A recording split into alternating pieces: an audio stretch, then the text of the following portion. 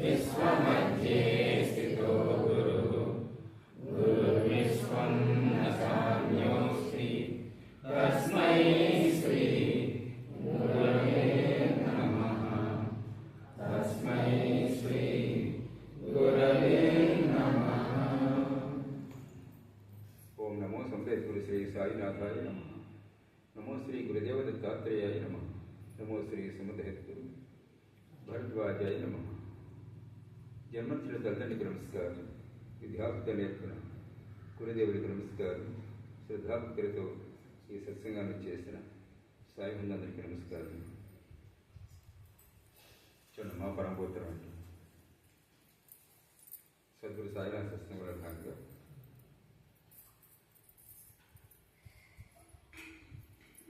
ఆ పరమాత్మ యొక్క మౌనతత్వాన్ని తెలియజేసే శ్రీ భావార్థ రామాయణంలో గత వారం 17వ అధ్యాయం, అరణ్యకాండలో 17వ అధ్యాయంలో రావణాసుడి జటాయుడికి భయంకర యుద్ధం జరుగుతుంది. రావణాసుడి సీతమార తీసుకుపోతుంది. సీతమార కార్తనాదాలని జటాయువు తిరగబడి చాలా విరోచనంగా చాలా భయంకర యుద్ధం చేస్తాడు. రావణాసుడు గంభీరంగా చేస్తాడు. రావణాసుడు ఏం చేయలేకపోతాడు. చివరికి మోసంతో సంపాదన చెప్పేసి నీ మాయ ఎక్కడుంటుందని అడుగుతాడు. మాయ తెలియనటువంటి సత్యవంతుడికి మాయ తెలియదు కదా. మాయ తెలియనటువంటి జటాయువు నా రెక్కలో ఉందని చెప్తాడు. నీ ఆయు ఎక్కడుందని అడుగుతాడు జటాయు. రావణాసుడు మోసం చేస్తాడు. సిటీలో ఉందని చెప్తాడు. వాడు ఆడ వాయు ఎక్కడ ఉంది? బొట్టు దగ్గర ఉంది. వాడు బొట్టు దగ్గర ఎవరికి క్వశ్చన్ చెప్పాడు. లాస్ట్లో చెప్పాడు క్వశ్చన్. ఎన్నిసార్లు కొట్టిన తరకాయ నచ్చిన మళ్ళీ వచ్చేస్తుంటే అప్పుడు ఆయు పట్టు బొట్టు దగ్గర అమృత భాండం ఉంది. దానివల్ల చంపడం సాధ్యం కాదు. బొట్టు దగ్గర అమృత బాంధాన్ని బదులు కొడితే చనిపోతాడని చెప్పేసి. అయితే ఇక్కడ మోసం చేశారు. అంటే సాధారణంగా ఎలా ఉంటుందంటే పరిస్థితి, మనలో ఒక తప్పు తెలియదారు అనుకోండి, రెండో తప్పు చేయడానికి ఇంకా అది కష్టమే ఉండదు. ఇంకా ఎన్నైనా తప్పులు అని ఎన్నో తప్పులు అలా వచ్చేసారి అది సహజం అయిపోతుంది. ఇంకా ఇంకో భారత జీవం అయిపోతుంది మనకి. అది ఇబ్బంది కానీ కష్టంగా ఏం అనిపించినంత చెప్పండి. అంటే ఆ మాట మరం పెడతాం, మాయ మాట చెప్పడం, ఇవన్నీ కూడా సరే. ఎప్పుడైతే తాను ఈ ధరపూర్తి ఒడిగట్టాడు, తర్వాత ఎన్నో వచ్చేస్తాయి. ఇంక దేనికన్నా దిగజారుతాడంట. అంతా మోసంతో చేయాలని చెప్పేసి నిజం చెప్పలేదు. చిటిని ఉంది చెప్తారు. చిటిని వేలు అంటే కట్ చేసేస్తుంది. కట్ చేసేస్తుంది చిటిని వేలు. చావడు. అర్థమైపోతుంది మోసం చేసాడు. అప్పుడు తెలుసుకుంటుంది. మోసం చేయడం అవనాశం. నిజం చెప్పలేదు. ఇవి నిజం చెప్పేది కనుక వాటిని రెక్కలు నరికేస్తాను. వెంటనే పడుకు జటాయి పడుకుంటుంది. కొనకపోతే పడుకుంటుంది అన్నమాట.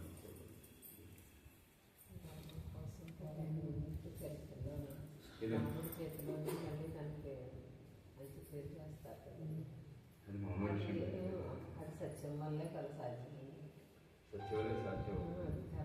సత్యానికి పరమాత్మ అంత తేడా ఉంటుంది. అంటే అపరమాత్మ తాత్కాలికం కానీ అప్పుడు నేను బ్రతికేశాను అనుకుంటాడు. కానీ దాని విపరీత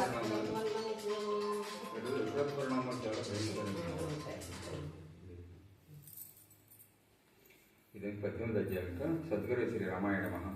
రావణుడు సీతను అశోకవనాన్ని పంపడం, జటాయువు మోర్చెల్లటం వల్ల సీతకు శోకం.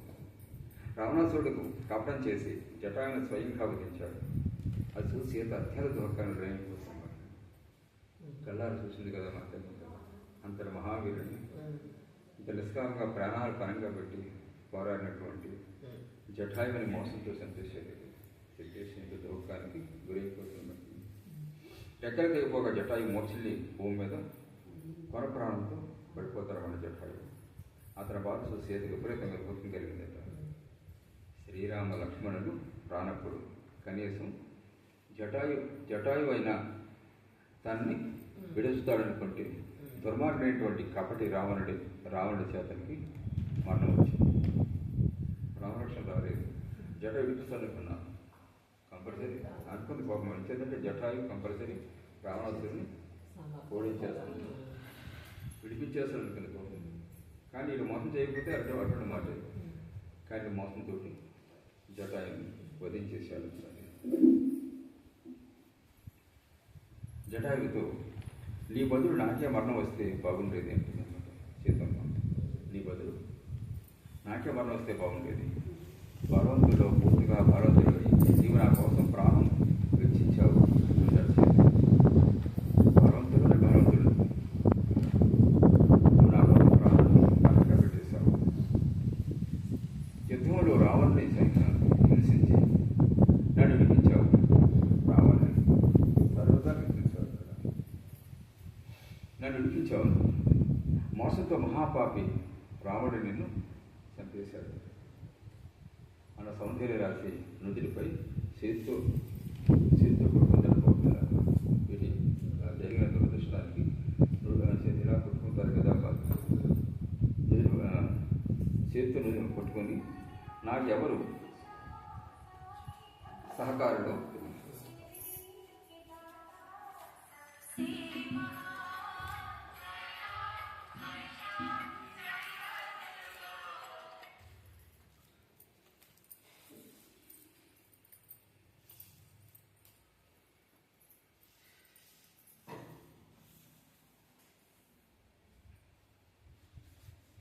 మోసంతో మహాపాప రావణుడు నిన్ను చంపేశాడు. నాకు సౌందర్య రాసిన చెప్పే చేతితో కొట్టుకుని నాకు ఎవరు సహకరించారో వారిని ఆ రాక్షసుడు చంపేశాడు. శ్రీరఘునందనుడు త్వరగా వస్తే నీ ప్రాణాన్ని రక్షించి రణంలో రావణాసుని సంహరించి నన్ను తప్ప విడుదల చేయించుండేవాడు. త్వరగా వస్తే ఆయన రాలేదు. ఇంకా ఎంత దూరం వెళ్ళారు, అక్కడికి రావాలి. నాకు సాయం చేయడానికి పరిగెత్తిన పరమ బలశాలి జటాయువు నాకు రక్షకుడయ్యాడు. అతన్ని ఈ నిశాచరుడు చంపేశాడు. రాక్షసుడు చంపేశాడు. రావణుడు తన మనసులో చరాచరమంతా కూడా శ్రీరాముడికి సాయం చేస్తుంది. రావణుడు తన మనసులో అనుకున్నాడు చరాచరం అంతా కూడా చరాచర జగత్తంతా కూడా శ్రీరాముడికి సాయం చేస్తుంది. ఎవరో ఒకరు వచ్చి సీతను విడుదల చేసే లోపుగా వెంటనే ఈమెను లంకకు తీసుకెళ్ళాలనుకున్నాడు. ఇంకా లేచి ఆలోచన చేయకూడదు, మరి ఎవరో చదవైపోతారు, మరి త్వరగా లంకకు చేర్చేదని అనుకున్నాడు.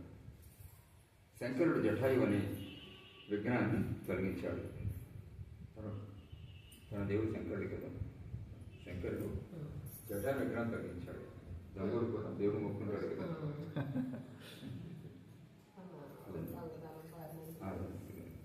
దేవుడు అన్నయ్య కాపాడు. జటాయు అదే శంకరుడు జటాయు అనే విఘ్నాన్ని తొలగించాడు. ఇంకా వేరేదైనా సంకటం వచ్చే ముందే నేను లంకా భవనానికి శీఘ్రంగా వెళ్ళిపోవాలి అనుకున్నాడు.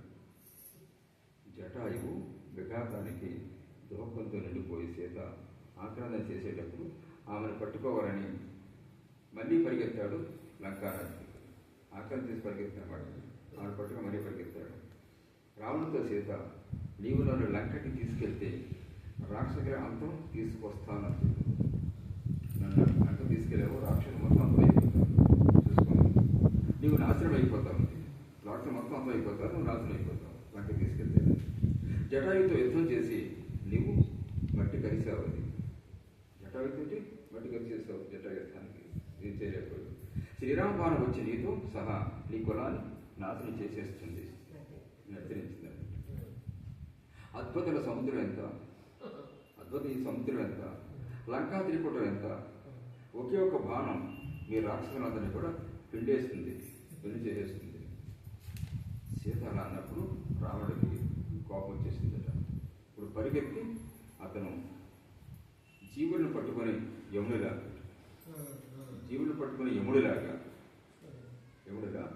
ఆమె కేశాన్ని పట్టుకున్నాడు, మరి జుట్టు పట్టుకున్నాడు.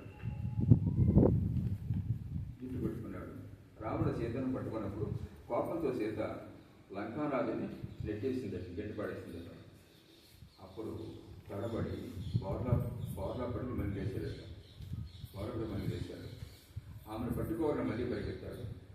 కప్ప దగ్గర సర్పం వచ్చినప్పుడు కప్ప ఒళ్ళంతా ఎలా కనిపిస్తుందో అలాగే సీత ప్రతాపాన్ని చూసి రావణుడు ఎంతగానో ఉనికిపోయాడు. సీత ప్రతాపాన్ని చూసి సీతతో యుద్ధం జరిగితే సీత తనకు ఎంత మాత్రమూ లొంగదని, సీతతో యుద్ధంగా జరిగితే సీతను లొంగదీయడం ఎంత మాత్రం నాకు సాధ్యం కాదని, శ్రీరాముడు భార్య దుర్ధరమైనదని లంకారాజు తెలిసిందని. ఈవిడ సామాన్యుడు కాదు, ఈవిడ యుద్ధం చేస్తే నేను దర్యాప్తు చేయాలని అనుకున్నాడు. ఆ ఒక్క గట్టి కనబడ్డవాడు 20 చేతులతోనూ ఆమెను పట్టుకొని అతను ముందుకు పయనించాడు. 20 చేతులు పట్టుకున్నాడు. మనసులో అలా అనుకున్న రావణుడు 20 చేతులతోని సీతను స్వప్నంలోని నిధిని పట్టుకున్నట్టు, స్వప్నంలోని నిధిని పట్టుకున్నట్టు గట్టిగా పట్టుకోవడం అన్నమాట. నిధిని పట్టుకున్నట్టు, స్వప్నంలో నిధిని పట్టుకున్నట్టు. తన సీత ప్రాప్తించడమని రావణుడి మనోరథం స్వప్నప్రాయం లేదా వ్యర్థం. అదన్న స్వప్నంతో పోల్చారు. తనకు సీత ప్రాప్తించడమని రావణుడి మనోరథ కోరిక ఏంటంటే స్వప్నప్రాయం లేదా వ్యర్థం అనమాట. అదొక స్వప్నం లాంటిది, అది జరిగేది కాదు, అదొక కళ అనమాట. సీత ప్రాప్తి అనేది జరిగేది కాదు, అదొక స్వప్నం లాంటిది అంతే. అంచేత ఆ కోరిక వ్యర్థం అంటాడు అన్నమాట. అంచేత స్వప్నంలోని నిధిని పట్టుకున్నట్టు, స్వప్నంలో నిధి పట్టుకుని ఎలా దొరికొస్తే ఏముంది, నిధి కనపడదు కదా. చేతులు పట్టుకోవడం కూడా అంతే అనమాట, దానివల్ల అయ్యేది కాదు. ఆ కథ కూడా వినండి. ఒకవేళ సీత బలహీనురాలైతే అప్పుడు రావణుడు బలాత్కారంతో అనిపించేవాడు. ఆమె బలాన్ని తెలుసుకున్న అతను శరణార్థి ఆమెను ప్రార్థించాడు. వాడు బలాన్ని తెలుసుకున్నటువంటి రావణుడు శరణాగతి పొందాడు, ప్రార్థించాడంటే. నిజంగా ఆవిడ బలహీనురాలైతే తన బలత్కారం చేసి ఉండేవాడు. అది తన వల్ల కాదు, సాధ్యం కాదు. అంచేతే ప్రార్థించాడన్నమాట సీతని. రావణుడి వద్ద నుంచి సీత స్వయంగా విడుదల కావడానికి క్షణం కూడా పట్టదు. నిజంగా ఆవిడ ప్రతాపం చూపిస్తుంది. కానీ దుష్టులందరినీ నాశనం చేయడానికి మాత్రమే తాను అపహరించబడి అందుకు ఆక్రందిస్తుంది. అది చేతంటే ఈవిడ అక్కడికి వెళ్తే తప్ప రాక్షస నాశనం జరగదు. అది అంచేతే ఆవిడ ఆక్రందిస్తుందన్నమాట మొత్తం అందరిని నాశనం చేయడం కోసం. రాబోయే రావణ కథలో రెండోసారి రావణుడు సీతను అపహరించి లంకకు తీసుకొచ్చినందుకు ఆ రాక్షసుడి శబ్దానికి ఉల్లాసం కలుగుతుంది, ఆనందం కలిగింది. జటాయువు తన రథాన్ని విరగొట్టిన తర్వాత విమానాన్ని తెప్పించకుండా దశరథుడు సీతను తీసుకొని ఆకాశ మార్గంలో బయలుదేరిపోయాడు. విమానం తెప్పించుకోకుండా జటాయు సీతను వీక్షించినందుకు ఋషులు సంతోషించారు.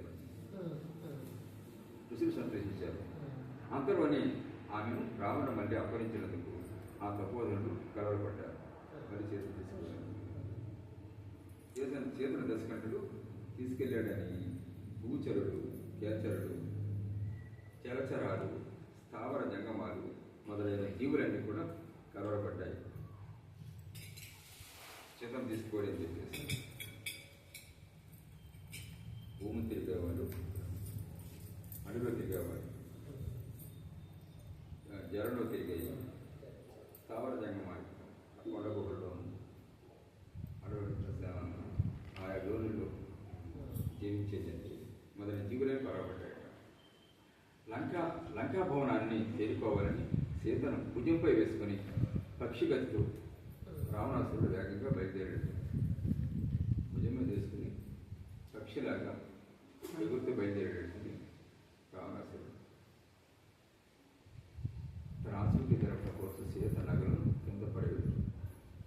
ఆ మార్గాన్ని శ్రీరాముడు తెలుసుకోవాలని, తాను తీసుకెళ్తున్న మార్గాన్ని రాముడు తెలియాలని చెప్పేసి తన దండలోని పువ్వులను ఆ మార్గంలో అడుగడున వదిలి తన గురించిన గుర్తులను వదిలిందట్లు చేశారు. శ్రీరాముడు పరుగును వస్తాడని ఆశ మనసులో ఉండటం వల్ల జనకపుత్రిక ఆ మార్గంలో ప్రతి చోట అడుగుడని కూడా తన గుర్తులను వదిలిపెట్టి నగలు పుష్పాలని కూడా విడిచిపెట్టుకుంటూ వెళ్ళిందట. గుర్తుపెట్టుకుని వస్తాడని చెప్పేసి రాముడు మహాపర్వతాలను దాటి మహాభయంకరమైన మార్గాన్ని అతిక్రమించి శ్రీరఘునాథుడు తన ఆసక్తి తెలుసుకోవాలని తన ఆసక్తి కోసం వస్త్రాలను వదిలింది చేద్దాం. వస్త్రాలు విడిచిపెట్టింది చేస్తున్నారు. గొప్ప గొప్ప పర్వతాలను దాటి దుస్తరమైన కృష్ణవేణి తుంగభద్రలను దాటి లంకాపురికి తను తీసుకెళ్తున్నాడు. శ్రీరఘునాథుడు పరిగెత్తి రాకపోతే ఇక వచ్చి తను విడుదల చేసేవారు ఎవరూ కనిపించడం లేదని సీతంతో చింతించిందట. అన్ని దాటుకుంటూ గొప్ప మహాపర్వతాలు నదులు దాటుకుంటూ వెళ్ళిపోతున్నాడు. ఒక పర్వతం మీద 5 వానరులు కూర్చొని చూడటం చూసి సీత తన ఉత్తరీయ వస్త్రంలో తన నగరాలను మూట పెట్టి కింద పడేసింది. పర్వతం మీద 5 వానరులు కూర్చొని ఉన్నారు. చూసి తన చిన్న వస్త్రం చింపి ఉత్తరీయం అనమాట వాటి నగరాన్ని వచ్చేసి మూట కట్టి పడేసింది. శ్రీరామచంద్రుడికి తన ఆశకి తెలియచెప్పాలని ఆమె చుట్టూ చూసిందట. ఇప్పుడు పర్వతం మీద 5 వానరులు కూర్చొని అందులో హనుమంతుని ఆ సుందరి దూరం చూసినారు. హనుమంతుని చూసింది. 5 హనుమంతుడు కనపడ్డాడు. ఆ 5 వానరులే శ్రీరాముడికి ప్రాణ సమానులు అవుతారని పూర్తిగా తెలుసుకున్న సీత తన వస్త్రంలో కట్టిన ఆభరణాలు అక్కడ ఆమె దొరికేలా పడేసింది. పైనుంచి ఆభరణాలను మూట కట్టి సీత కింద పడేయడంతో చాతుర్యం ఏమీ లేదు. అది పాడైన పెద్ద శత్రుదేవం అక్కర్లేదు, దాని ప్రాణ్యం అక్కర్లేదు. అవతార విశిష్టత తెలిసిన ఆ సౌందర్యవతి తన ఆసక్తి కోసం వాటిని అక్కడ పడేసింది. అవతార విశిష్టత తెలిసిన ఆ సౌందర్యవతి తన ఆసక్తి కోసం నాకు అక్కడ పడేసింది. ఆ దివ్యాభరణాల తేజస్సు పీతాంబరపు బంగారు శోభ తన వల్లపుడికి తన ఆసక్తి చెప్తాయని దివ్యాభరణ దేవిదేశ వెళ్ళిపోతున్న ఆభరణాన్ని కూడా పీతాంబరం అంగవస్త్రం కదా అది బంగారు శోభతో వెళ్ళిపోతుంది. తన వల్లపుడికి భర్తకి తన ఆసక్తి తెలుస్తాయని ఆ పద్మగర్భ స్వయంగా పద్మగర్భంటి పద్మని ఆలోచించింది. లక్ష్మీదేవి కదా, లక్ష్మీ స్వరూపమే కదా చేద్దామంటే వాటిని విడిచిపెట్టింది. ఎట్లా వానరులతో ఉన్న తన సకుడు నీలము, పసుపు పచ్చ, ఎరుపు రంగు వస్త్రాలను తన ఎదుట చూసి రఘుపతి తెలుపుడికి తన ఆసక్తి తెలుపుతాడు. వానరులతో ఉన్నటువంటి తన సకుడు నీలము, పసుపు పచ్చ, ఎరుపు రంగు వస్త్రాలను తన ఎదుట చూసి రఘుపతి తెలుపుడికి తన ఆసక్తి తెలుపుతాడు. తన ఆసక్తి తెలియడానికి శ్రీరామనామం ముద్రించి వేసిన నగలను, ఉంగరాన్ని, చేతి కంకణాలను ఆమె పీతాంబరుడు మూటగట్టి విడిచిపెట్టిందట. సీతమ్మ గారు గుర్తనమాట నిదర్శనంగా చేతపై నుంచి వదిలిన ఆ మూట హనుమంతుడి చేతిలో పడిందట. దాన్ని తలపై పెట్టుకొని వందనం చేసి సుగ్రీవుడికి ఆ విషయం చెప్పాడట హనుమంతుడు. అప్పుడు సుగ్రీవుడు హనుమంతుడితో ఆకాశంలోంచి ఇది ఎలా వచ్చింది, నేను చూస్తుంటే విస్మయం కలుగుతుంది, ఇవి నీ దగ్గరే ఉంచాడట సుగ్రీవుడు హనుమంతుని. చిత్రంగా ఉంది, ఆకాశం పట్టబెట్టివి. ఎవరికి అదృష్టం ఉంటుందో వారి చేతిలోని శ్రీరాముడి ముద్ర పడుతుంది. చిత్రంగా హనుమంతు చేతిలో పట్టబట్టి ఇతర మహాభక్తులు కనుక ఆయన చేతిలో పడింది. హనుమంతుడి మనసుకి ఉల్లాసం కలిగి శ్రీరామ కార్యం కోసం సిద్ధమయ్యాడు. సీత ఆక్రోశం, హనుమంతుడి కోపం పైకి ఎగరటం చూశాడు. శ్రీరామ వేగంగా పరిగెత్తిరా అన్న సీత మాటలు విని అప్పుడు వానరులందరూ ఆకాశంలో ఎవరైనా మాట్లాడుతున్నారని పైకి చూశారు. మరి అపూర్వంగా ఉంది అనుకున్నారు. చాలా చిత్రంగా ఆకాశం మాట్లాడబడతాయి. శ్రీరామ రా అని చెప్తే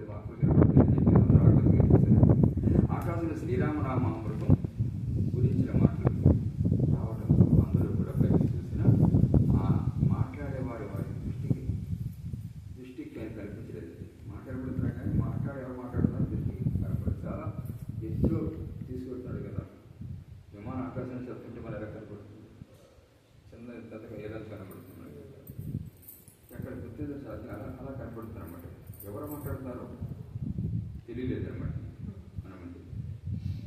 చాలా స్పష్టంగా శివులకు వినిపిస్తున్నాయి అన్నమాట. శబ్దాలు శ్రీరామ శ్రీరామ అని చెప్పి శాస్త్రోత్సవం శబ్దాలు. కానీ ఆ మాట్లాడే వారి కళ్ళకి కనిపించలేదు. ఒకవేళ ఆకాశవాణి అనుకుందామంటే ఆక్రందనతో ఉన్నాయా మాట్లాడి? ఆక్రందనతో ఉన్నాయి మాటలు. ఆకాశం మాట్లాడుతుంది, ఆకాశవాణి కాదు. ఆకాశవాణి ఆక్రందన చేస్తుంది. ఆక్రందనతో ఉన్నాయి మాట్లాడి చేత మొత్తం మీద ఎవరు మనిషి మాట్లాడుతున్నారు.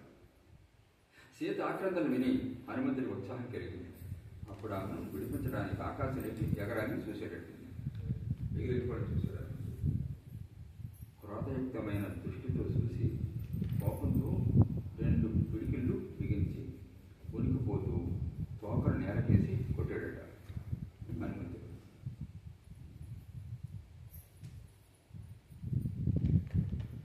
దశకంఠుడి సంహరించాలని కాలాగ్నుడిలాగా దేదీప్యమానంగా పెరిగిపోతూ వదనం భయంకరంగా పాచిస్తుండగా ఆకాశానంతా మింగేయాలని చూసేటట్టు అంత పూర్వం ధరించాడట హనుమంతుడు. దశకంఠుడిని చంపాలని పళ్ళు పట్టబడ కొరికాడు. పట్టానంత కోపంతో బాబులపై రామాలు నింపబడుచుకున్నాయా ఆ వానర వీడికి. చూసి రావణుడు పాతాళంలోకి వెళ్ళిపోయి లంకలో ప్రవేశించాడు. చూశాడు హనుమంతుడు పూర్వం చూశాడు. చూసి వానరుడు ఎగిరి ధ్రువలోకం వరకు పోయేటట్టు. వానరుడు ఎగిరి ధ్రువలోకం వరకు వెళ్ళిపోయాడట. ధ్రువలోకం ధ్రువ నక్షత్రం ఉంటుంది కదా, ఎగిరి వెళ్ళిపోయాడట హనుమంతుడు. అప్పుడు రావణుడు సీతను తీసుకొని పాతాళంలోంచి లంక పారిపోయాడు. వీడు పాతాళం వెళ్ళిపోయాడు. ధ్రువలోకి వెళ్ళిపోతే పాతాళంలోంచి లంక పారిపోయాడట. హనుమంతుడు అలా చూసిన రావణుడికి మనసులో భయం కలిగి వెంటనే సముద్రం ఆవర తీరానికి పారిపోయాడు. జటాయు కంటే కూడా అతి దారుణమైన విఘ్నాలు వచ్చేలా ఉన్నాయని జటాయు మించిపోయేలా కనపడుతుంది. భయంతో పలాయన తెగించి లంకా భవనం చేసుకున్నాడు. కంగారుగా లంక చేరుకున్నాడు భయపడుతున్నాడు. రావణుడు వివాహం గురించి సీతను అర్థించడం, భావిసుఖం గురించి ప్రొడవ పెట్టడం, లంకానాథుడి నుండి లంక వెళ్ళిపోయాక హనుమంతుడి కోపం శాంతించింది. రావణ లంకను నిమిషంలో పూర్తిగా దహించి వేయాలని తన మనసులో పడంగా అనుకున్నాడట. అప్పుడు అనుకున్నాడట రావణ లంక దహించేయాలని చెప్పేసి. రాక్షస వీరుల సమూహాన్ని సంహరించడానికి అర్ధగంట పట్టుదట్టు చంపడం కోసం. కానీ కోపాన్ని మనసులోనే ఉంచుకొని పైకి శాంతించాడు. మనసులో కోపం ఉంది, పైకి మాత్రం శాంతించాడు. అప్పుడు ఇక్కడ లంకానాథుడు సీత నాకు ప్రాప్తించింది. ఇక్కడ లంకానాథుడు సీత నాకు ప్రాప్తించింది. శ్రీరఘునాథుడు ఇక్కడికి ఎలా రాగలడని ఉల్లాసంతో చూపోయాడు. ఇక్కడ లంకానాథుడు సీత నాకు ప్రాప్తించింది. శ్రీరఘునాథుడు ఇక్కడికి ఎలా రాగలడని ఉల్లాసంతో చూపోయాడు. సీత నది ఎక్కడ వస్తారు? లంకలోకి వచ్చేసింది, పర్లేదు, ధైర్యం ఉండొచ్చు అనుకున్నాం. ఇక్కడ ఎవడు కూడా ఏం చేయడం సముద్రం చుట్టబడి కందకాలతో ఉన్న లంక కోట అత్యంత కఠినం ఉంటుంది. ఆ కోట రావణుడి కోట. రాముడు ప్రయత్నం అక్కడ భరించదు. రాముడు ప్రయత్నం ఇక్కడ ఏం భరించదు. అక్కడ రావాలంటే మార్గం చాలా కఠినంగా ఉంటుంది. రావణుడు సీతతో నిన్ను నేను ఆకాశ మార్గంలో తీసుకొచ్చాను, శ్రీరామ లక్ష్మణుడు కాలినడకన ఇక్కడికి ఎలా రాగలరు అన్నాడట సీత. వనంలో క్రూర జంతువులు నివసిస్తాయి. పర్వతాలతో మార్గం భయంకరంగా ఉంటుంది. మనం వచ్చిన మార్గం అంతా కూడా అన్ని పర్వతాలు అరణ్యాలతో, నదులు భయంకరంగా ప్రవహిస్తుంటాయి. ఆ మార్గంలో రఘుపతి ఎలా రాగలుగుతాడు? రాముడు ఎలా రాగలుగుతాడు అని ఎలా మాట్లాడుతున్నాడట. అలా అపారంగా కష్టాలను సహించి నా వద్దకు వచ్చిన పాపం ఆ ఇద్దరు మానవులను చంపడానికి నాకు ఒక గంట పట్టదన్నాడు. ఒకవేళ అలా అపారమైన కష్టాలు సహించి నా దగ్గరికి వచ్చిన ఆ ఇద్దరు చంప ఒక గంట పడుతుందన్నాడు. వేరే జరిగింది. వారి మీద ప్రీతిని వదిలిపో. వారి మీద ప్రీతిని విడిచిపెట్టేయను. దానికి వారిద్దరికి 4 భుజాలుంటే నాకు ఒక్కడికి 20 భుజాలు ఉన్నాయి. 20 భుజాలు. నేను శ్రీరాముడు చంపుతాను, ఇది నా ప్రతిజ్ఞ. కనుక శ్రీరఘునాథుడు ఇక్కడికి రాలేడు. నీవు నన్ను ఇప్పుడు వరించి రాజ్యభోగాలు సుఖంగా అనుభవించు అన్నాడు. ఒక ధైర్యం వచ్చేసింది ఇంటికి రాగానే.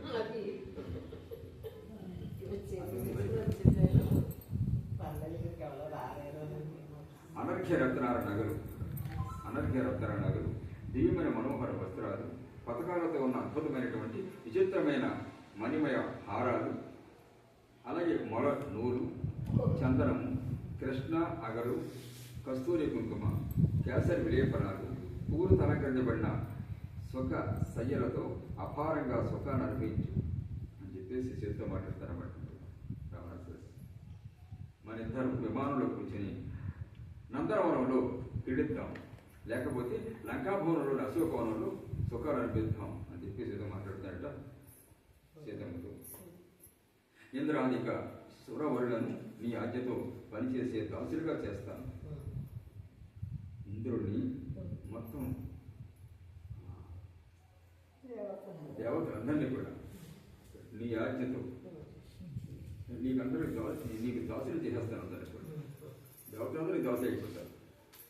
మండోదర మొదలైన అంతఃపుర స్త్రీలు నీకు నిరంతరం దాస్యం చేస్తారు. మండోదరి తన భార్య కూడా దాస్యం చేస్తారు. ఇంకా అంతే. ఇంకా అమ్మాయి కూడా అలాగే అనిపిస్తుంది కదంతా. మృగశర్మకు రైపెందుకు నీకు? మృగశర్మ రైపెందుకు? ముత్యాలతో నా రవికను ధరించు. అర్ధచంద్రుడిని నుదుటి మీద పెట్టుకో. అర్ధచంద్రుని నుదుటి మీద పెట్టుకో. తలకు పెద్ద ముత్యాల వలన, తలకి పెద్ద ముత్యాలు చేయన వలన తెస్తాను. తల ఎరుపండగా వలన తెస్తాను. శ్రీరామ ప్రియను దశకంఠుడు అనుభవిస్తాడని ఆ గురుదిని నీ కాలికొన్న కడియాలు రావణుడు సీతాసుందరిని అపహరించాడని నీ చరణాలకున్న అందెలు అంటున్నాయి. సీత రావణుడి పట్టపురాణి అని శరణాలకున్న వంకీలు గర్జిస్తున్నాయి. సీత రావణుడి యొక్క పట్టపురాణి అని చెప్పేసరికి శరణాలకు ఉన్నటువంటి పాదకల వంకీలు గర్జిస్తున్నాయి అన్న రావణుడి పలుకులు విని సీత కోపంతో ఇలా మాట్లాడిందట.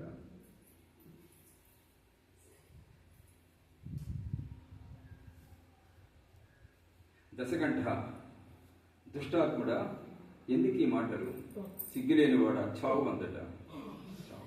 నీకంత సిగ్గులేనివాడు ఈ జగత్తులో మరొకడు ఉండాలి ఉందట. స్వయంవరంలో నీ బలపరాక్రమను ప్రదర్శించబోతే ధనుసు నిన్ను బాగా దండించింది.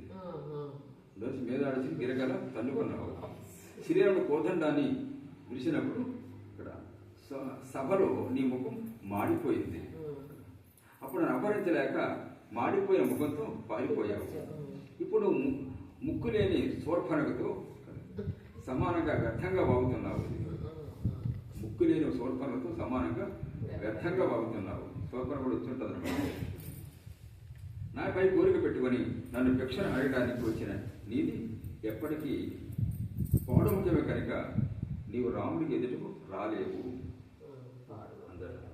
ఎప్పటికీ పౌడముఖ్యమనేది రాముడికి నువ్వు రాలేవు. నువ్వు భిక్షను కోరేటప్పుడు నన్ను జనని అన్నావు. భిక్ష అన్నాకు వచ్చినప్పుడు ఏమన్నావు? తల్లి అన్నావు. మాతా భిక్షాంతి అన్నావు. ఇప్పుడు భార్యను చేసుకుంటానంటున్నావు. తల్లిని అనుభవించాలనుకుని నీలాంటి వాడు తిరుగుభవనాలలో వేరే ఎవరు ఉండరు.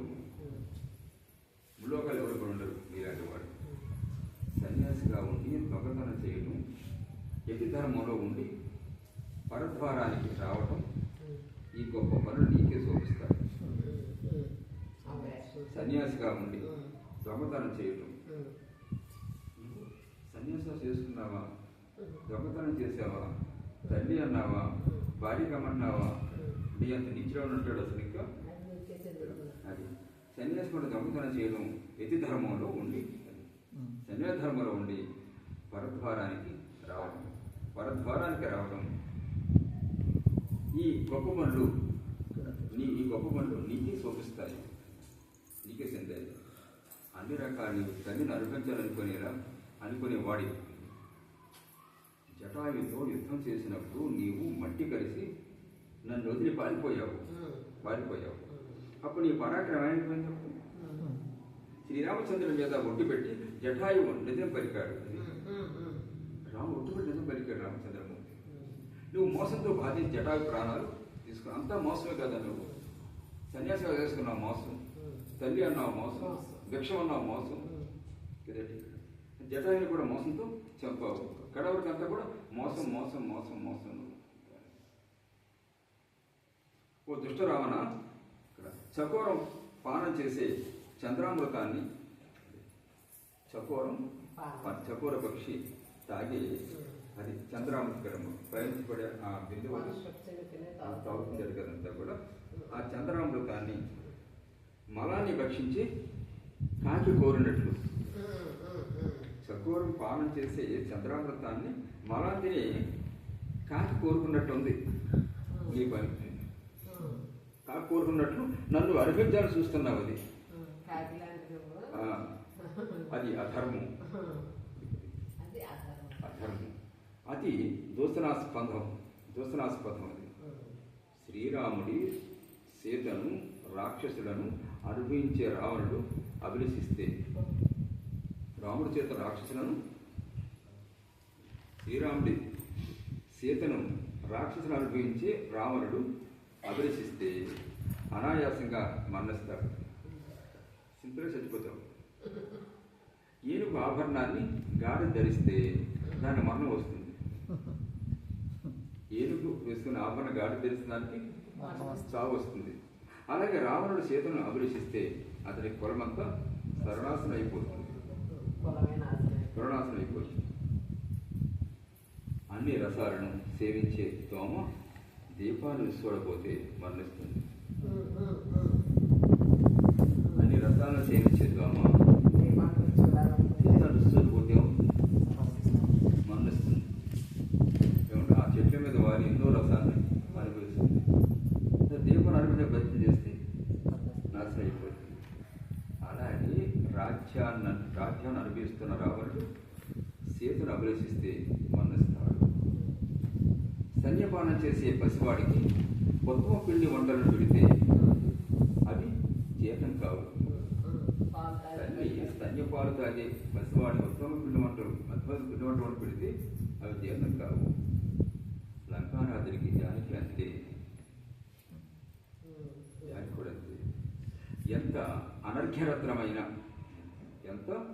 అనర్ఘ్యరత్నమైన అది శాలిగ్రామంతో మాత్రం సమానం కాదు. ఎంత గొప్ప రత్నమైనా కూడా శాలిగ్రామంతో సమానం కాదట.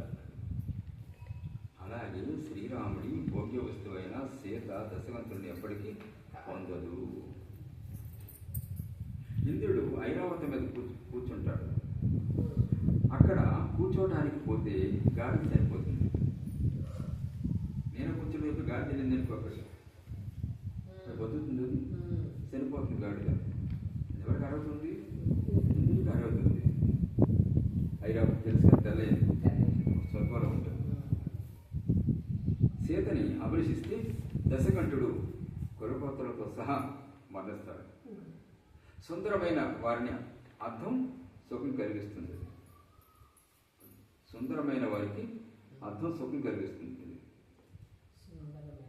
అందం ఉన్న వారికి అర్థం చూసుకోవాలనుకోండి, ఆనందపడతాడు. ఎంత బాగుందో ఒక ఎంత బాగుందో అక్కడ ఎంత బాగుందో ఆనందపడతాడు. సుఖం కలిగిస్తుంది అంతా కూడా. ఏమండి, అదే సొట్టముక్కు వారికి అత్యంత కోపం కలిగిస్తుంది. ఇక్కడ చుట్టూ మొహం చూసుకుని ఇక్కడ ఎవరి తన మొహం తనకి అసహ్యం వస్తుంది. ఏ నా మొహం బతికి దారుణంగా ఉందని చెప్పేసి. రావణుడి దేహానికి ఉన్న పాపమని వైకల్యం సీతకు సుఖరూపం కాదు. రావణుడి దేహానికి ఉన్నటువంటి పాపమని వైకల్యం, పాపగోపలు కూలిపోయినాడు. సీతకు సుఖరూపం కాదు. మనసుని తూట్లు పొడిసే అలాంటి మాటలతో సీతాసతి రావణుని నిందించింది. అటువంటి మాటలు నిందించింది. అయినా వాడికి ఆ ఓనమే ఉండదు కదా, ఇంకా మాయలో పడ్డవాడికి. దాంతో లంకాపతి కోపించి దూతతో ఇలా అన్నాడట. ఇప్పుడు ఇలా నిందించిన సైతము దాంతో ఇలా అన్నాడట, రాక్షసుల్లో గొప్ప బలవంతులు, మోసం చేయడం అత్యంత ప్రవీణులు అయిన వారిని 8 మందిని పిలిచి స్వయంగా రాముడు ఎలా చెప్పాడు, రాక్షసుల్లో గొప్ప బలవంతులు, మోసం చేయకులు అత్యంత ప్రవీణుడైన వారిని 8 మందిని పిలిచాడట. పిలిచే స్వయంగా వాసు ఎలా చెప్పాడట, మీరు భయంకర రాక్షసులు, మీరు రాముణ్ణి వధించడం కోసం జనస్థానంలో నిరంతరం అత్యంత జాగ్రత్తగా ఉండండి. అక్కడ వచ్చేసి రాముడు రాముని చంపడం కోసం జాగ్రత్తగా ఉండండి. ఎక్కడ దొరికి చంపేది రాముని చంపేది, జాగ్రత్తగా ఉండండి.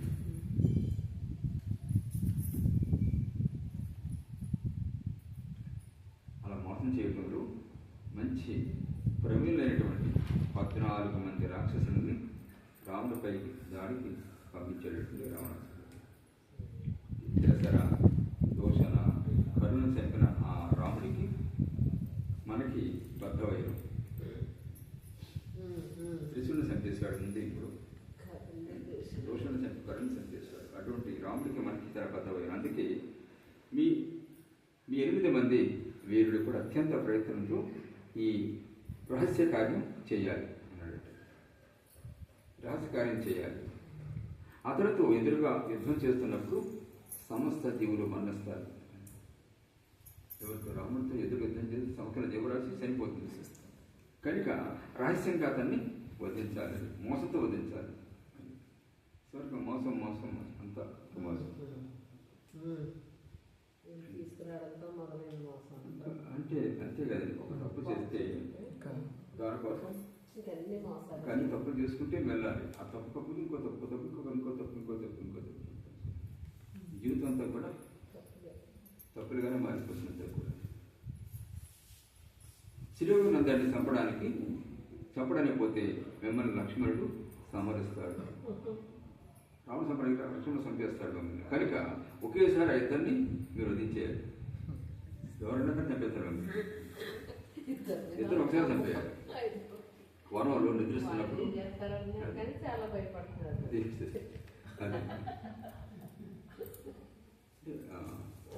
అసమర్థుడు లక్షణాలు మనం వాళ్ళ కదంటే అంటారు.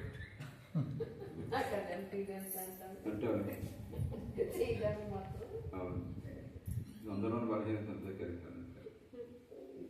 వనంలో నిద్రిస్తున్నప్పుడు నిద్రలోని వారిద్దరిని చంపేయాలి. అది నిద్రపోతున్నప్పుడు ఇద్దరు చంపేయాలి. లేకపోతే వారు కూర్చున్నప్పుడు, భోజనం చేస్తున్నప్పుడు, నిద్రిస్తున్నప్పుడు, నీటిని తాగుతున్నప్పుడు ఆ పని చేయాలి. శ్రీమాడు ఎప్పుడు చేయకూడదు అప్పుడే చేయాలి. చంపడం తప్పు కొన్ని కనిపురుషుల లక్షణాలు కలి లక్షణాలు అన్నీ ఇప్పుడు రామాసులే ఉన్నాం. ఇప్పుడు ఇద్దరు అలా జరుగుతాయి కదా. ఇప్పుడు ఇద్దరిని ధర్మిత ఎక్కడ జరుగుతుంది? ఇప్పుడు ధర్మిత ఇప్పుడు ఏం లేదు కదా. సాధువులు వెళ్ళిపోయి బాంబే చేయడం, పేర్చేయడం, కూర్చోవడం అంతే. ఎక్కడ యుద్ధం చేయడం అదే కదా యుద్ధాలు అంతే. కూడా డైరెక్ట్గా ముఖాముఖి యుద్ధం చేసేవాడు ఉన్నాడు. ముఖాముఖి కలుసుకుని ఎక్కడ యుద్ధం జరుగుతుంది, మీ ఏదో యుద్ధం జరుగుతున్నాయి. ఇప్పుడు దొంగసాడికి వెళ్ళిపోయాడు. అది లేదా ఇంకా వస్తున్నాం మేము పలానా చోట బాంబే యుద్ధం చెప్తాడు. సీక్రెట్ చేసేస్తాడు అంతే. అంతమంది ప్రజలు అమాయకులు అందరూ ఎంతమంది చచ్చిపోయారు. ఇప్పుడు ఏది ఉక్రెయిన్ యుద్ధంలో కానీ, అలాగే ఇప్పుడు ఇజ్రాయెల్ పాలస్తీనా యుద్ధంలో కానీ ఎన్ని వేల మంది 54,000 మంది అంతమంది అప్పుడు చనిపోయారు సామాన్య ప్రజలు.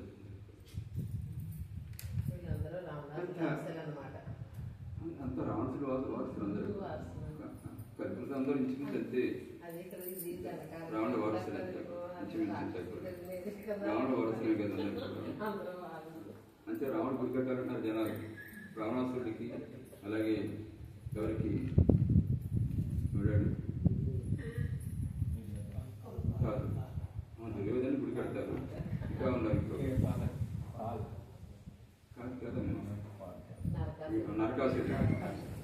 నరకాసుడికి గుడి కట్టారు. హీరో నరకాసుడు అట, రావణాసురుడు అట హీరో. కనుకొచ్చి కనబడతారు రాక్షసి అంతా కూడా అంతా కూడా ఇప్పుడు చాలా మంది చూసి ఉంటారు ఏమి చదువుతారు ఇంకా అది అవసరమైతే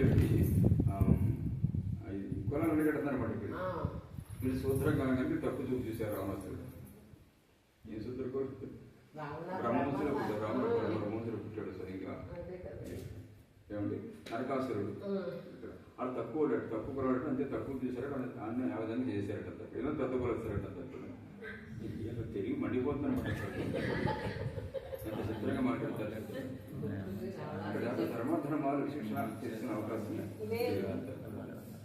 పరిస్థితి అంతా ఇప్పుడు దీన్ని సమర్థించేవాళ్ళు ఎక్కువైపోయారు కదా అవినీతి అధర్మాన్ని సమర్థించేవాళ్ళు అసిరలు సమర్థించేవాళ్ళు ఎక్కువైపోయారు కనుక అటువంటి మాటలు వస్తుంటాయి రావణాసురుడు రాముడు గురించి లక్ష్మణుడు చనిపోయింది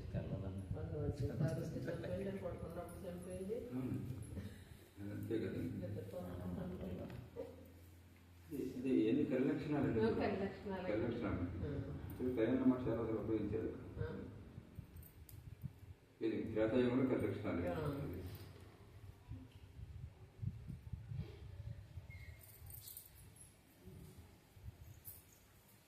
శ్రీరాముని దృష్టిలో పడితే ఇక బతికే మాట ఏముంటుంది రామకృష్ణుగా పడ్డారక మీరు ఇంకా బతికే సమస్య లేదు 8 మంది శిరస్సుల మీద మహాపరాక్రమంగా బాణుషు కురిపించి 2 వాటి ఎరమడ దాకా నరికేస్తారు చెప్తున్నాడు.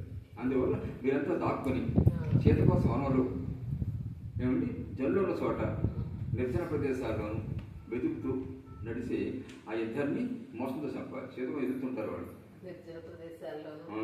జనాలే చోట చంపాలి. పాలంతో బాధించి మోసగించి ఇద్దరిని ఒకేసారి చంపాలి.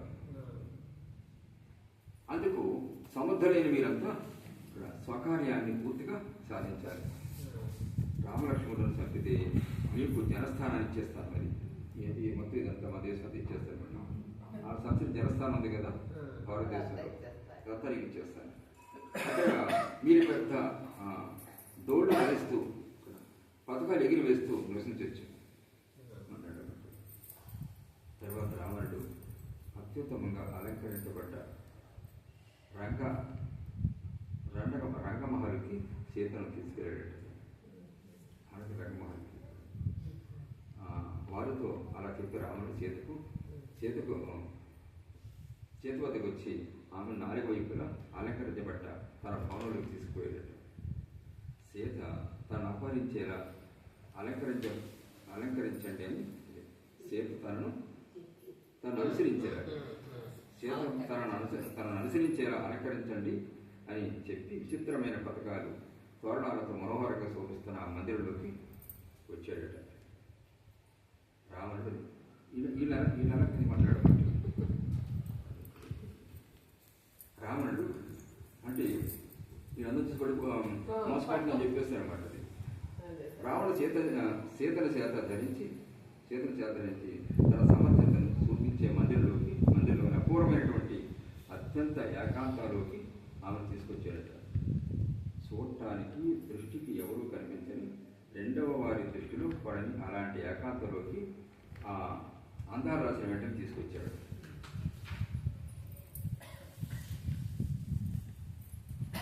ఆత్మవిశ్వాసం గల సీత నిర్భయంగా భవనంలోకి పోవడం. ఒకవేళ నన్ను పట్టుకుంటే లంకానాథుని సంహరించాలన్న నిశ్చయంతో రావణుడితో పాటు అత్యంత ఏకాంతలో సీత నిశంకతో వచ్చిందట. జగదాంబగా నేను శంభ, నిశుంభ, చండ, ముండ మొదలైన వారందరినూ 2 ముక్కలు చేశాను. జగదాంబ రూపంలో ధరించి నేను ఇక్కడ ఈ భయంకరమైనటువంటి రాక్షసులను సంహరించాను. ఇక రావణుడి పరాక్రమం ఎంత, అతన్ని ఖండఖండాలుగా చేసేస్తానని నిశ్చయించుకుందట. శ్రీరాముని సేవ చేయడంతో ఆ పరిశ్రమ వల్ల నా దేహంలో బలం గొప్పగా ఉంది. అక్కడ చేసిన శ్రమ వల్ల రాముడు సేవ చేయడంలో గొప్ప శక్తిని పెంచుకున్నాను. రావణుడు 10 తలలున్న పురుగు నన్ను బలాత్కారం ఎలా చేస్తాడు? అతను 20 భుజాలను నా ఎడమ చేతి భాగంతో నొక్కేసి కుండలాలతో సహా అతని ఫలితాలను సమాత్కారంతో ఖండించేస్తాను. అతని కంఠనాళాన్ని ఛేదించడానికి శస్త్రాలు ఎందుకు, ఆయుధాలు ఎందుకు? నా కోరతో శిరస్సుని తుంచేస్తాను. రావణుడు తృణప్రాయమైన వాడు, గడ్డిపొరతో సమానమైన వాడు. ఇంద్రజిత్తు, కుంభకర్ణులు వచ్చిన వారిని ఒక చెంపదెబ్బతో చంపేస్తాను. రావణ కుమారులను సేన ప్రధానులను క్షణంలో పూర్తిగా సంహరించేస్తాను. రావణ కుంభకర్ణులను కూడా ఆ నిర్ణయం తీసుకుందట. నేను లంకకు వచ్చింది రావణుని అతని సైన్యంతో సహా సంహరించడానికి. వీళ్ళు ఒక్కరు సంహరిస్తే మళ్ళీ అక్కడ ఉండిపోతుంట ఈ రాక్షస మొత్తం ఇక్కడ రావడం కారణం అక్కడే చంపేస్తే జరగదు కనుక ఇక్కడికి వచ్చారు కనుక మొత్తం సంహరించేస్తాను. అది ఏకాంతంలో ప్రాప్తిస్తే దాన్ని ఎవరు వదులుకుంటారు? అది ఏకాంతంలో ప్రాప్తిస్తే దాన్ని ఎవరు వదులుకుంటారు? శ్రీరాముడు సేవించిన దానికి పూర్ణ ఫలితం దారుణమైన యుద్ధంతో అతను సంహరించడం. శ్రీరాముని సేవించిన దాని పూర్ణ ఫలితంతో శ్రీరాముడిని సేవించిన దానికి పూర్ణ ఫలితం దారుణమైన యుద్ధంతో అతన్ని సంహరించడం. రావణ సేవించిన ఫలితం భక్తి లేని వారి వల్ల అది జరగదు. భక్తి లేని వల్ల వారి వల్ల అది జరగదు. సీత శ్రీరాముడి యథశక్తి, జీవన శక్తి. ఆమె రావణుడి చేతికి ఎలా లభిస్తుంది, ఎలా సాధ్యమవుతుంది? రావణ చేతికి ఆ బలంతోనే సీతాసతి ఏకాంతంలో నిశ్శంకగా వచ్చింది. ఆ బలంతో వచ్చింది. సీత అద్భుత సామర్థ్యాన్ని తెలుసుకున్న రావణుడు సీత పాదాల మీద పడి అనుభవం గురించి యాచించాడు. సీతను తన బలంతో పట్టుకోలేనని రావణుడికి పూర్తిగా తెలిసింది. నా బలంతో ఆమెను బంధించలేని చెప్పేది. అప్పుడు విషయాలపై ఆసక్తితో ఆమె శరణ కమలాలకు వందన చేశాడట, పాదాలకు నమస్కరించాడట. సీతను ఏకాంతంలోకి తీసుకొచ్చి రావణుడు ఆమె శరణాలపై తలపెట్టాడట, కాళ్ళ మీద తలపెట్టాడట. నేను విషయాల గురించి శరణట్టున్నాను,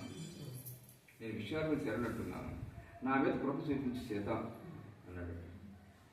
శ్రీగునాథుని వదిలేసి నన్ను నీ వరించు, నా మాటలు వృధా పోనీయకు, శరణాగతిని నిర్లక్ష్యం చేయకు అని వేడుకున్నాడట సీతని. నీ చరణ కమలాలకు వందన చేస్తున్నప్పుడు అవి నా శిరస్సుకు తగిలి చాలా కోమలంగా అనిపించాయి. చేతిలో తాగితే అత్యంత మృదువుగా ఉన్నాయి. మనసు అనుభవం కోసం తహతలాడుతుంది. ఎవరి చరణాలైతే సుఖరూపంగా ఉంటాయో ఆ స్వరూపాన్ని అనుభవిస్తే నాకు గొప్ప సుఖం కలుగుతుంది. కృపతో నన్ను వరించి తల్లి నన్ను వరించి తల్లి అన్నమాట. నేను అత్యంత గర్విష్ఠుడైన రావణ్ణి. బ్రహ్మాది దేవతలకే శరణను, బ్రహ్మాది దేవతలను కూడా నేను శరణనుకోవాలి. ఇక దానవ మానవుల గొప్పని అలాంటి నేను నీ శరణాలకు వందనం చేస్తున్నాను అన్నాడట. నీ చరణాలకు వందనం చేసి నేను నీ ఆజ్ఞాధారకుడనై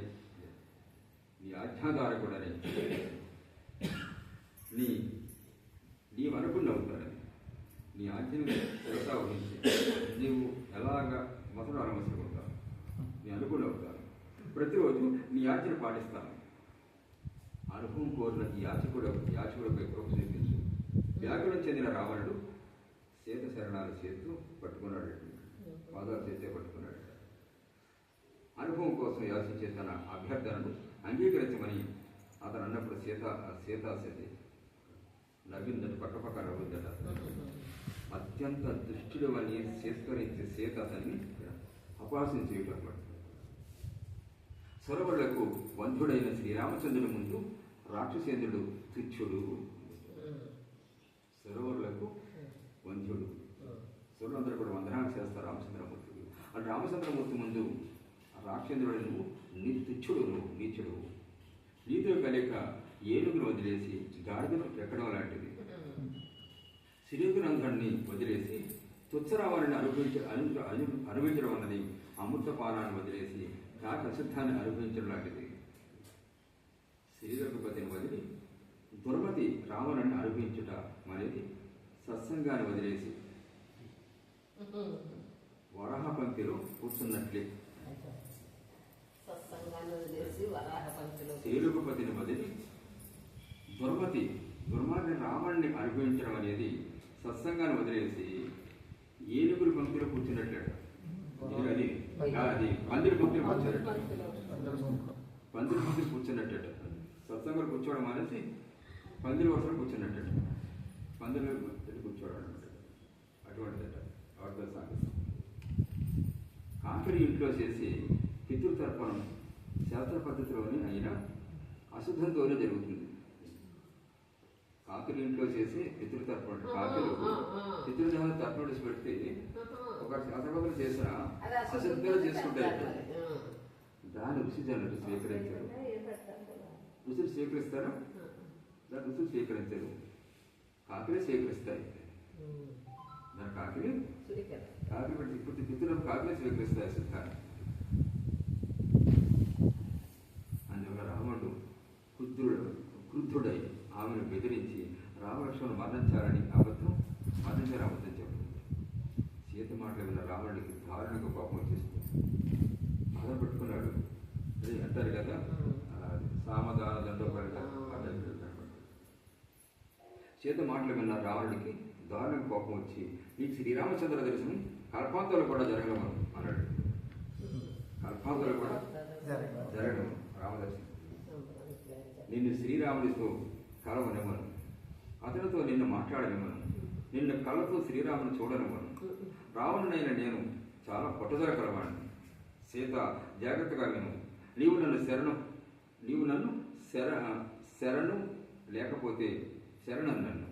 లేకపోతే నిన్ను నేను వధించి కుళ్ళిపోయేలా చేస్తాను అన్నాడు. నీవు నన్ను శరణను లేకపోతే వధించేసి చంపేసి కుళ్ళిపోయేలా చేస్తాను. నువ్వు నన్ను శరణనే దాకా నీకు అన్నపానీయాలి అన్నం నీళ్ళెవరిని అభ్యగ్రసనం చేయను, నీకు స్వకాసనాన్ని చేయను ఇవ్వను. నీవు నాకు భార్య అయ్యేదాకా అప్పటిదాకా నిన్ను పీడిస్తాను. నీ తల మీద చిన్న కీటకం పడినా అది నీకు భారమయ్యేలా, నీ వస్త్రాలు నీకు తగిలినా అవి కఠినంగా అయ్యేలా చేస్తాను. ఇంకా ముందుకు చూడు. ఇంద్రజిత్తు, కుంభకర్ణుడు, కోటానుకోట్ల రాక్షసులు, దారుణమైన కుమారుడు, ప్రధానుల ముందు రాముడంతా ఒక దోమ అన్నాడట.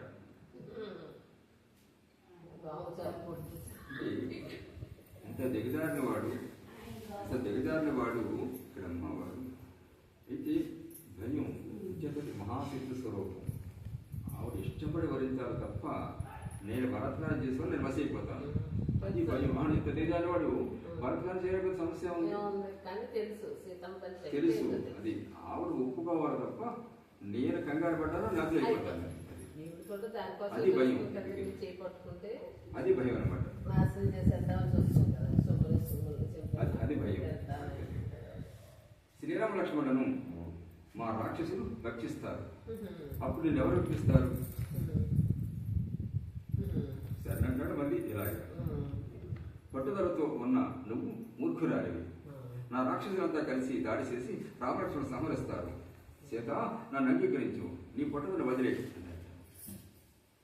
వనంలో పాప భోగాల రాసి అయిన రాముడితో కలిసి కష్టాలు అనుభవించావు. వనంలో పాప భోగాల రాసి అయిన రాముడితో కలిసి కష్టాలు అనుభవించావు. అంతే కదా, అలాగే అనిపిస్తుంది. అంతే కదా.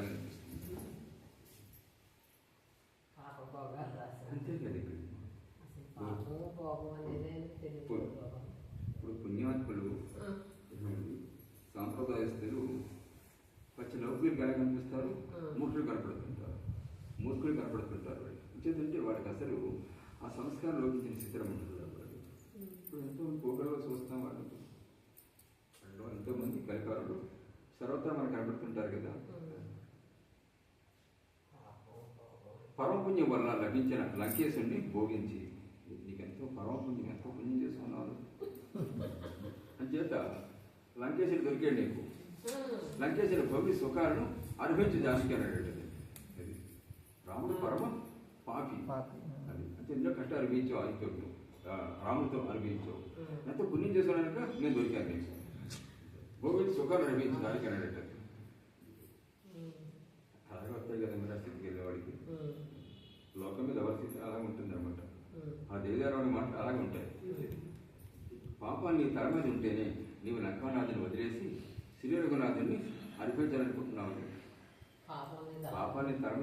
అటువంటి ఆలోచన వస్తాయి నీకు.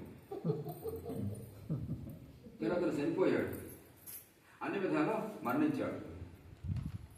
రాముడు చనిపోయిన విధాలు మరణించాడు. సీత మళ్ళీ నిందితుడు మొదలెడతారన్నమాట. ఆ రాముడి మాటలు విన్న సీత పెద్దగా నవ్విందట. పెద్దగా నవ్వింది. ఇది అల్పుడన్న సంగతి తెలుసు కదా. నన్ను అనిపించాలనుకోవడం వల్ల నీవు మరణాన్ని పట్టుకొని కూర్చుంటున్నావు. దీపాన్ని పట్టుకునే కీటకం ఆ సాంగత్యంతో కాలిపోతుంది. రాముడి దశ అలాంటిది. రాముడి దశ ఆ దశలో ఉన్నాడు. మరణం కోసమే నన్ను అనుకుంటున్నాడు. రామభారంతో సమూలంగా సమానింపబడతామని సీత అతనికి గట్టిగా ఇమ్మని చెప్పిందట. ఇతరుల భార్యను దొంగిలిస్తే ఆయుష్, యశస్సు, కీర్తి, సిరి సంపదలు పోతాయి. నీ మూలంగానే లంక నెత్తి మీద వైద్యం వచ్చి కూర్చుంటుంది. నీ మూలంగా లంక మొత్తం లంకానగానికి వృద్ధాప్యం వచ్చేస్తుంది. వైద్యం అంటే ఇక్కడ సీతారామంటుంది. నీ మూలంగానే లంక నెత్తి మీద వైద్యం వచ్చి కూర్చుంది. శ్రీరంగనాథుని సంపానని చెప్పడం పూర్తిగా మిథ్యే, నీ భ్రాంతి. కాలానికి నియంత అయిన శ్రీరామచంద్రుడి గురించి ఇప్పుడు నీకు చెప్తాను. నేను కాలానికి నియంత్రించగలిగినటువంటి సమర్థుడు రామచంద్రమూర్తి. ఆయన గురించి చెప్తాను ఇప్పుడు నేను జాతకరిని. శ్రీరాముడి గొప్పతనం నీకు తెలియదు. మృత్యువు శ్రీరాముడి ఆజ్ఞను పాలిస్తుంది. రాముడి ఆజ్ఞను పాలిస్తుంది మృత్యువు. అప్పుడు దశభటుడికి కొలంతో సహా మరణం వచ్చి రాక్షసులంతా నాశనం అయిపోతారు. కొలంతో సహా మొత్తం నాశనం అయిపోతుంది. అంతే కదా. రామాయణ మహాభారత చెప్పింది అదే కదా. అక్కడ దుర్యోధనుడు కొలనాశనం అయిపోయింది. అది శ్రీ కారణంగానే. ఇక్కడ అవరాజు కొలనాశనం అయిపోవడం శ్రీ కారణంగానే. అదుర్మార్గం. శ్రీరామ బాణం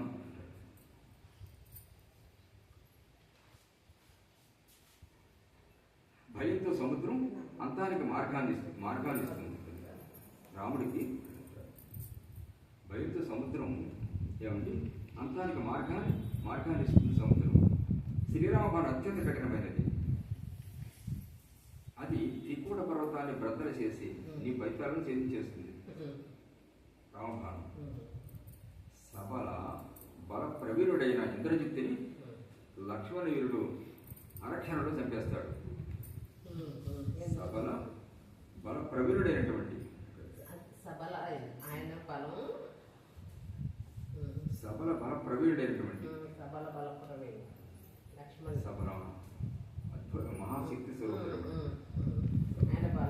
బల ప్రవీణుడైన ఇంద్రజిత్తుని లక్ష్మణవీరుడు అరక్షణలో చంపేస్తాడు. కుమారవీరులకు, ప్రధానులకు, సైన్యానికి గాయాలతో ప్రాణాలు పోతాయి. నిద్రలో ఉన్న కుంభకర్ణుడు రణంలో ముక్కు చెవులను పోగొట్టుకుంటాడు. శ్రీరామచంద్ర బాణం తగలగానే వెంటనే నిల్చున్న పాటున అతను తన ప్రాణాన్ని వదిలేస్తాడు. కుంభకర్ణుడు అలా మాట్లాడే సీత క్రోధంతో లంకానాథుని చూసినప్పుడు అతని చిత్తంలో వణుకు పుట్టి భయంకర దూతలను పిలిపించాడు. తడొచ్చిందట అలా మాట్లాడుతుంది రావణాసురుడు. భయంకర దూతను పిలిపించాడు రావణాసురుడు సీత రుద్రావతారాన్ని చూసి రావణుడు భయపడ్డాడు. రుద్రరూపం ధరించాడు సీత క్రోధంతో. ఆ రూపం చూసి భయపడ్డాడట రావణాసురుడు. ఆమెను అశోకవనానికి పంపించాడు. అప్పుడు అశోకవనానికి పంపించే ప్రయత్నం చేస్తాడు. తనను అనుకున్న పనిని సాధించలేని లంకారాజుడు ఆమెతో ఏకాంతం మంచిది కాదు. ఈమె క్షోభతో నన్ను చంపేస్తుందని ఆలోచనలు పడ్డాడు. చంపేస్తున్నాడు క్షోభతో. బలాత్కారంతో అనుభవించనీయటం లేదు. బలాత్కారం అనుభవించడం సాధ్యం కాదు. పాదాల మీద పడితే అంగీకరించడం లేదు. బలాత్కారం సాధ్యం కాదు. పాదాలు విడిపోతారంటే అలాగా సాధ్యం కావట్లేదు. రాజ్యభోగాలు చూసి పరవశించిన సీత నిజంగా పతివ్రత. రాజభోగం చూసి ఏమిటి అంత బాగా చూసారా పరచించిపోతుందంటే దానికి పరచించిపోవట్లేదు ఇక్కడ. అంచేత ఆవిడ నిజంగా పతివ్రత అనుకున్నాడు అన్నమాట. పతివ్రత సీతాసతి పతివ్రత అన్నది నిజమని లంకానాథుడు అంగీకరించి తన నిజ స్వార్థం గురించి జానకిని ఎక్కడ ఉంచాడు.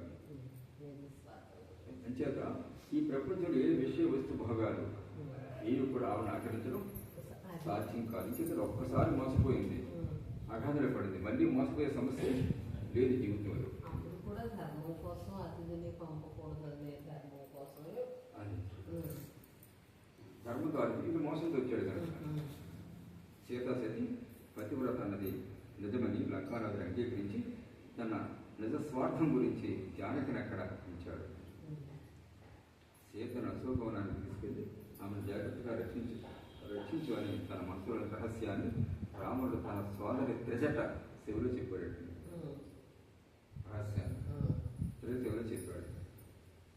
అశోకవనం గురించిన మాట విని శ్రీరాముడితో తనకు కలయిక అవుతుందని, శోకం వెంటని పారిపోతుందని, ఇది తనకు మంచి శకునమని అనుకుంటారు సీత అని. అశోక అంటే శోకని వరాన్ని కలిగి అశోకవనం ఇది మంచి శుభశకునం అనుకుంటారు. తప్పనిసరిగా రాముడు కలుస్తాననుకుంటారు సీత అశోకవనం అన్న మాట వినపడగా. అశోకం అనే శ్రీరాముడి యొక్క హృదయ భవనంలో సీతను ఉంచినప్పుడు అశోకం అని శ్రీరాముడి హృదయ భవనంలో కేవలం హృదయ అనే భవనం శోకలేనిది. అశోకం అని శ్రీరాముడి యొక్క హృదయ భవనంలో సీతను ఉంచినప్పుడు అది అశోకవనాన్ని శివుడితో విని అశోకవనాన్ని కళ్ళతో చూసింది. అశోకమని శ్రీరాముడు హృదయ భవనంలో సీతను ఉంచినప్పుడు అశోకవనాన్ని శివుడితో విని అశోకవనాన్ని కళ్ళతో చూసింది. అశోకవనం అంటే రాముడు యొక్క హృదయమే, శోకమైనటువంటి ప్రదేశం అన్నమాట. సీత అశోకంలో ఉంచబడింది. ఆ అశోకంలో ఆమెను సావధానంగా సుఖరూపంగా ఉంచడం కోసం ఆమె వద్ద శ్రీరంగనాథుడు ఇప్పుడు ఉంటారు. ఆ అశోకవనంలో ఆమె సావధానంగా నిశ్చింతగా సుఖరూపం ఉంచడం కోసం ఆమె వద్ద శ్రీరంగనాథుడు ఇప్పుడు ఉంటాడట. ఏకాచరార్థాన్ని శరణతో సీత అశోకవనంలో ప్రవేశించింది. అశోకంలో శోకబంధనం ఉండదు, శోకం అనేది ఉండదు. దాని పేరే అశోకం. సీత ఆ స్థానాన్ని పొందింది, రామానికి పొందింది. ఇది అశోకవనానికి అగ్నికి తీసుకెళ్లి అశోకవనంలో ఉంచాడు. స్వస్తి శ్రీ భావార్థ రామాయణం అరణ్యకాండలో ఏకాగ్ర టీకా చేస్తున్నటువంటి సీతాశోక ప్రవేశమనే 18వ అధ్యాయం. ఇంకా 19వ అధ్యాయంలో సీత కోసం రాముడు ఇలాగో వస్తాడు, పన్నసాలకు వస్తాడు, చూసుకుంటాడు. అర్థమైపోయిందంతా జరగకున్నంత కూడా వేరు వింజఅనేది జరిగిపోయింది. చూపిస్తుంటాడు, ఇలా పిలిపిస్తుంటాడు. చదివేది భావత కళ్ళకట్టడిగా జరాత్మస్వామి జరాత్మత అద్భుతంగా వర్ణించబడతాడు. ఇక్కడ ఏంటంటే భావత్ రామాయణాలు చాలా మంది అనిపిస్తుంది. చేతంత శక్తివంతులు వసం చేయొచ్చు కదా, వెంటనే వసం చేయొచ్చు కదా. ఒక కళ్యాణం కోసం వచ్చారు, లక్ష్మీనారాయణ వచ్చారు. చేత ఈ మెసతో లంకకి వెళ్ళాలి. వెళ్ళి మొత్తం రాష్ట్రం చేయాలి. వెళ్తే మొత్తం రాష్ట్రం నవరాల్సిన అవుతుంది. అందుచేత తన ఇంకో విషయం ఏంటంటే మామూలుగా చెప్పేసి రాముడి చేతిలోనే చనిపోవడం గౌరవంగా ఉంటుందని చెప్పేసి, భక్తి చనిపోవడం గౌరవంగా ఉంటుందని అలా కూడా అది ధర్మ సూక్ష్మంలో కదంతా కూడా భర్త చేతిలో చనిపోవడం.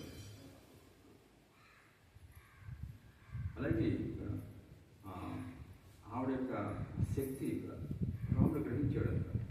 ఎట్టి పరిస్థితుల్లో నేను ఆమెను ఏమి చెయ్యలేదు నిర్ధారణకు వచ్చేది. నా వల్ల ఏమి ఆవిడ మనసు మార్చుకుని నన్ను వరించాలి తప్ప ఎట్టి పరిస్థితుల్లో నేను కంగారు పడితే భస్మం అయిపోతాను. లేదా ఆ పరిస్థితి వచ్చింది అనుకోండి తప్పగా భస్మం అయిపోతాడు. అంచేత అది తప్పదు అని వీడికి తెలుసు. అంచేత బతిమాలుకోవడం అలాగా స్టెప్ బై స్టెప్ బతిమాలుకుంటూ వస్తాడు. ఇక్కడ భయపెడుతున్నాడు, శరణ పెడుతున్నట్టున్నాడు. భోగాలను చూపించాడంటే భోగాలను లొంగిపోతాడు. చేత కలిపురుషుడు కాదు కదా లొంగిపోవడం. భోగాలు వచ్చిపోయాడు కలిపురుషుడు అయితే లొంగిపోతారు. అది కాదు కదా. అంచేత ఈ ప్రపంచంలో ఏ ఆకర్షణ కూడా ఆకర్షించలేదు. ఎందుకంటే ఆత్మారాముడి సామ్రాజ్యం ముందు ప్రపంచ యోగం కూడా సాటి కాజాలు. అంచేత ఒక్కసారి మోసం జరిగిన తర్వాత మళ్ళీ రెండోసారి అదంటారు. జీవితంలో ఒక్కసారి మోసపోయింది దేంట్లో మాయ అంచేత నరకానికి అంతే. మళ్ళీ అలా మోసపోయే స్థితిలో ఎప్పుడు కూడా లేదు అని చెప్తాడు.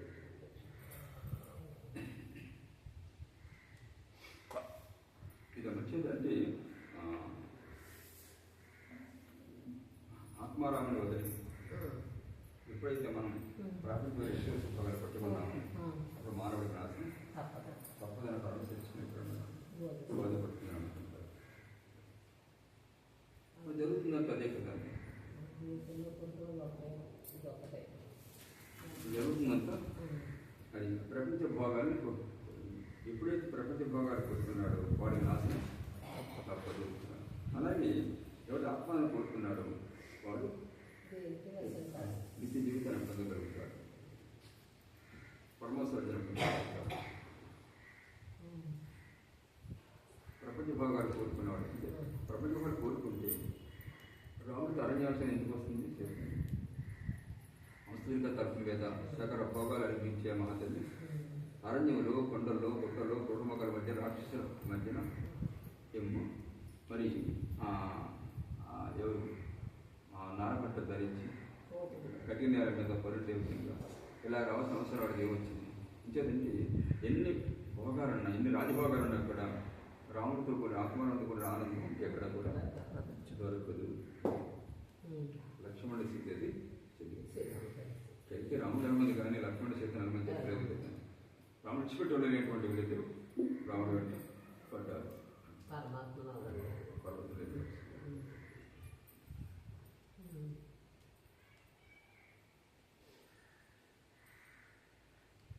ఇది భావార్థ